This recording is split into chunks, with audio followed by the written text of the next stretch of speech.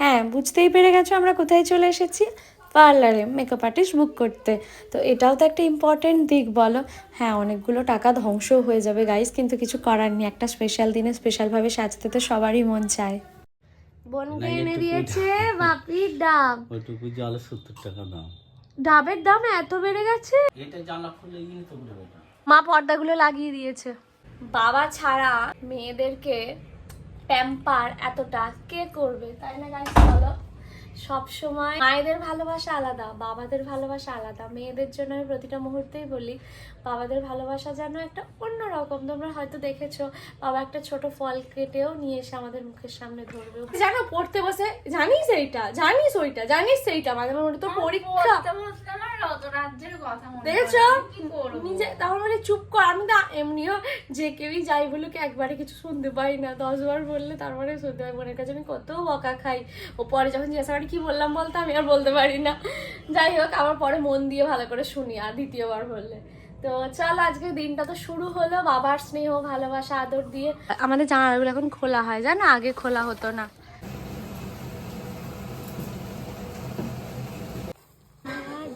আমার ফেভারিট জানিস, বসেছি।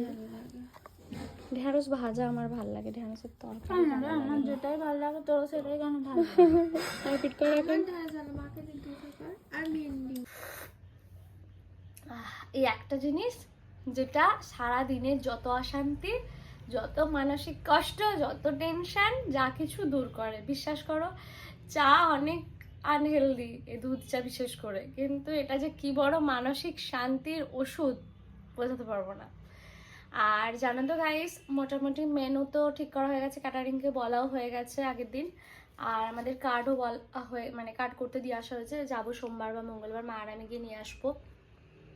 এখন আর একটা মেন জিনিস যেটা বাকি, সেটা হচ্ছে কি বিয়েবাড়ি ইনকমপ্লিট মেকআপ ছাড়া, তাই তো বাবু? এই পুরো মেকআপের এই দিকটা আমার বোন আমার মাথা খেয়ে নিচ্ছে। আমি তো চেয়েছিলাম যে আমার বোনের কাছে সাজবো, আমার বিয়েতে আমার বোন সাজিয়ে দিয়েছে। তো আমি ভেবেছিলাম আমার অনুষ্ঠানে আমার বোন সাজিয়ে দেবে, ও যথেষ্ট ভালো সাজায় আর ওর কাছে আমি কমফোর্টেবল, মানে হয় না কারোর কারোর কাছে সে যে একটা মানে স্যাটিসফাইড যে হ্যাঁ ঠিক আছে খুব ভালো। তো যাই হোক, তো ও বললো বিয়ে বাড়িতে নিজের দিদির বিয়েতে এত ব্যস্ত, আমার তো একবারই দিদির অনুষ্ঠান হচ্ছে, আমাকেও তো একটু এনজয় করতে হবে। আর মেকআপের দায়িত্বটা নিয়ে নিলে পুরোটাই ধরো টাইমটা ওয়েস্ট হয়ে যাবে, ও আরও অনেক রকমের কাজ থাকবে বাড়িতে। আমি নিজে কখন সাজবো? হ্যাঁ, তো ওই জন্য ও বললো যে তুই প্লিজ লোক রাখ, তো মানে কাউকে বুক কর, লোক রাখ বলছি বুক কর। তো অনেকগুলো টাকা, জানো তো এখনকার দিনে মেকআপ আর্টিস্ট করতে গেলে কত টাকা ধ্বংস হয়ে যায়। আমি বলছি যে আমার খুব দুঃখ হবে, তুই করে দিলে আমার ফ্রিতেও হয়ে যেত, তুই আমার মানে কিছুতেই ওকে বোঝাতে পারলাম না কোনো দিক থেকেই। তো আজকে আমি আর মা যাবো মেকআপ আর্টিস্ট বুক করতে, জানো তো। তো আমি, মানা আর বোন সাজবো, ওটা আমার তরফ থেকে সবার জন্য গিফট। বিয়েতে মানাকেও আমি সাজাবো, মানে আমি সাজাবো মানে কি স্পন্সার্ড বাই রোশনারা খাতুন বোন। আর ইচ্ছা আছে যে মাকেও হালকা করে একটু টাচ আপ দেবো, বল বাবু? হ্যাঁ, মানে জাস্ট একটু সুন্দর পরিপাটি করে শাড়ি পরানো বা সুন্দর করে হিজাব পরানো, মানে মা তো, মায়ের তো মেয়ে, মায়েরও তো একটা কিছু ডিজার্ভ করে না। তো বাবাকে ভাইকে সাজানোর তো কিছু নেই, আর রমজানও সাজানোর কিছু নেই, ছেলেরা শুধু ভালো জামা কাপড় পরলেই হয়ে যাবে। তো আজকে যাব মেকআপ আর্টিস্ট বুক করতে, অনেক বেশি কি বলবো তোমাদেরকে, ইমোশনালও হয়ে যাচ্ছি মাঝে মাঝে সব ভেবে, আবার অনেকটা এক্সাইটমেন্ট কাজ করছে। আসলে 1 2 3 4 নয়, 11টা বছরের বন্ধুত্ব আমাদের, রমজানের আমার বন্ধুত্ব। তো সেই জায়গা থেকে এই দিনটার জন্য স্বপ্ন দেখা। দেখো আমাদের পার্সোনাল লাইফে আরও অনেক এমন কিছু থাকে যেগুলো আমরা তোমাদের সাথে শেয়ার করতে পারি না। হ্যাঁ, তো তার মধ্যে এটাও একটা যে আমার আর রমজানের, দেখো এত বছরের বন্ধুত্ব, তো আমরা তো চাই একসাথে থাকতে। আল্লাহ যখন যেটা করে ভালোর জন্য করে, বেস্ট করে। সবসময় মনে রাখবে একটা কথা, আল্লাহ যেটা করবে বেস্ট করবে, শুধু একটু পেশেন্স নিয়ে ওই মুহূর্তটাকে ওয়েট করে যেতে হবে, খারাপ লাগাগুলোকে সরিয়ে রাখতে হবে।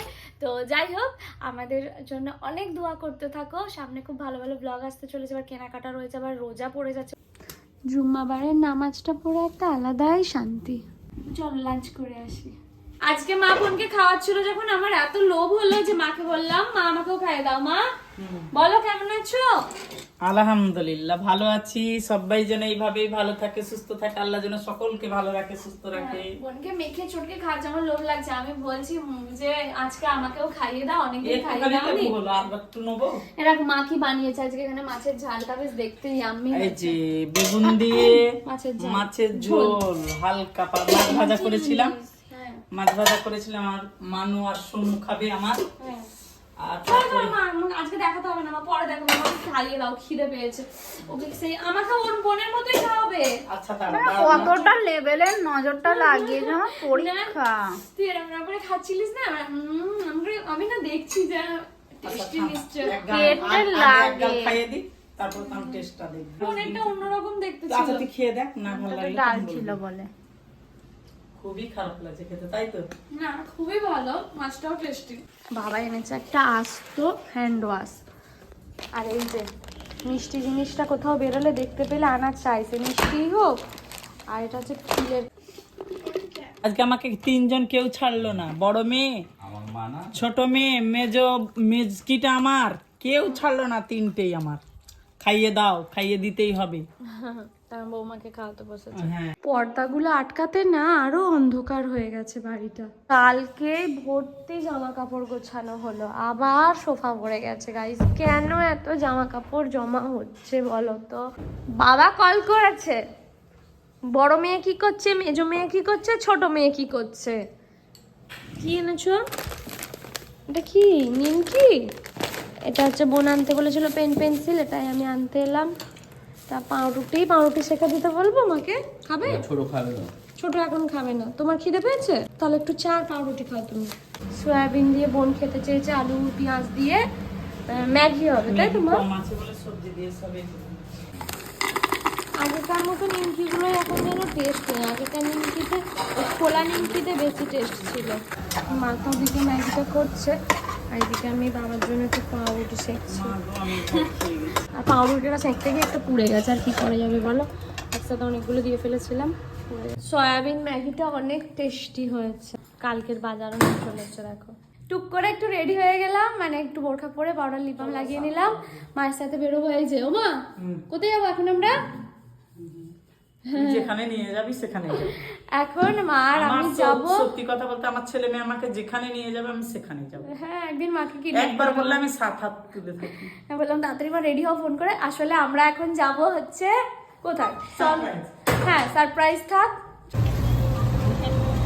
হ্যাঁ বুঝতেই পেরে গেছো আমরা কোথায় চলে এসেছি। পার্লারে মেকআপ আর্টিস্ট বুক করতে। তো এটাও তো একটা ইম্পর্টেন্ট দিক বলো। হ্যাঁ অনেকগুলো টাকা ধ্বংস হয়ে যাবে গাইস, কিন্তু কিছু করার নেই। একটা স্পেশাল দিনে স্পেশালভাবে সাজতে তো সবারই মন চায়। আমাদের কাজ হয়ে গেছে, এবারে হচ্ছে একটু কচুরি খাওয়া হবে। পুর ভরা কচুরি, লুকোচুরি নাই, শুধু কচুরি।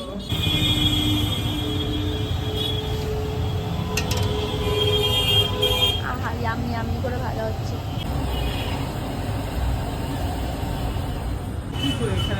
গরম গরম রাধা বল্লভী আর আলুর দম খাচ্ছি বসে মামি। একদিকে ভালোই হয়, মা আর আমি বেরোই এটা সেটা খাইও, তাই না মা বলো? যেখানেই যাই এটা সেটা খেতেই থাকি আমরা। উপরে নিয়ে এলাম আর দেখছি উপর আসতে জামা কাপড়গুলো কাকিমা সব গুছিয়ে দিয়ে গেছে। বাহ, এগুলো এখন ঘরে ঘরে ট্রান্সফার করতে হবে, তার আগে চার্জারটা রাখি। বাবু খোল তো।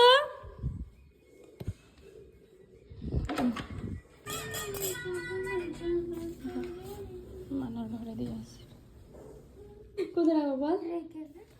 অজান্তের আগেই ফুলে গিয়েছিল, তাই ক্যামেরা অন করতেও ফোলাটা দেখা গেল। সকাল সকাল উঠে রুটি করতে শুরু করেছি। কয়েকটা দিন করতে হচ্ছিল না, আবার সেই ডিউটিটা পেয়ে গেছে। তাই সেই হচ্ছে রুটি আর কিসের তরকারি, মোচার তরকারি, ব্রেকফাস্ট।